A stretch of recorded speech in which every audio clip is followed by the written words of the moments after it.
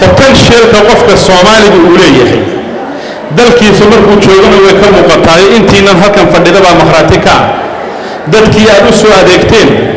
ee aad EVC iyo aaladaha la yaqaan u samayseen oo hooyadii wax iibinaysay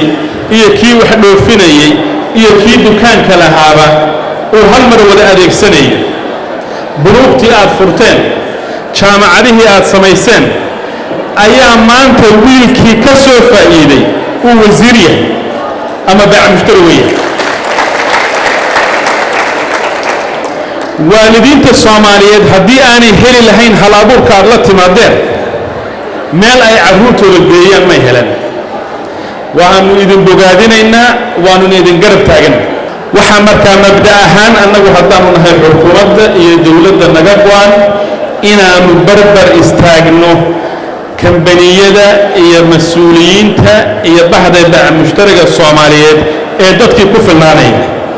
waxaan aynu cunto cunayno ee arladan taala dad baa ku soo tabcay aan garab dawladna haysan oo muuskana soo beera liintana soo beera galeydana soo beera iyaguna waa bahda baac mushtariga iyaguna waa mahad celinayna laakiin halkeeday markaa hormuud ka soo galaysaa way hawlaha wax baayac mushtari walba oo Soomaaliyeed ganacsi walba wuxuu u baahan yahay kaabayaashii wax ku qaban lahaa waxaana ugu weyn hanaankan financialka ah ee EVC-ga iyo tasiilaadka kale iyo ay u fududeynayaan dadkii hooyada Soomaaliyeed rabtay inay inta wax soo beerto halkan keento lacagteedii hesho de markiiba telefoonka ku soo dhacaysa halkii iyadoo jawaano lacaga xambaarsan laga dhici lahaa marka facilitationka waxa la rabaa in dadka loo fududeeyo waxaan rabaa gunaanadkii inaan aad iyo aad u bogaadiyo bahda hormuud iyo guud ahaan baac mushtarigada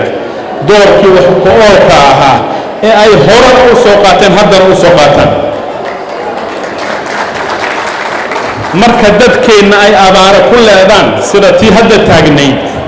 foundationada ay leeyihiin iyaguba u gurmada oo sabata bixiya oo meel walba tago dadka caawiya marka COVID ay nagu habsato oo oxygen aanan haysan idinka dadka u keenayay oo ku badbaadinayay waanu idinku taageeraynaa taana Soomaalidu marka laba u kala baxraa mid intuu meel fadhiisto yiraahdo wax walba waa fadhiyi iyo mid intuu kaco wax soo saara idinku kuwii kacay ee tanaadibaad ka mid ahaydeen waa idinku bogaadinay dawladdu duruufo iyo xilliyo kala duwan bay soo martay xilliyada qaar dawladba maynaan lahayn dagaal la jiray haatan dawlad shaqaynaysa oo adeegaysa baa iyana timi idinna regulate garaynaysa idinna garab galaysa bahda hormuud waxaanu leenahay ilaahay haydin barakeeyo hawsha aad haysaan Soomaaliya oo dhanna de waxay hiigsadaan oo ku naaloodaan oo ay mataqaanaa mudnaan siiyaan baad samayseen halkan 20 sano ka bacdina idinkoo wax kale oo sida EVC aan loo soo waranayn 20 sano ka hor wax kale waxaan ka yaab badan keenay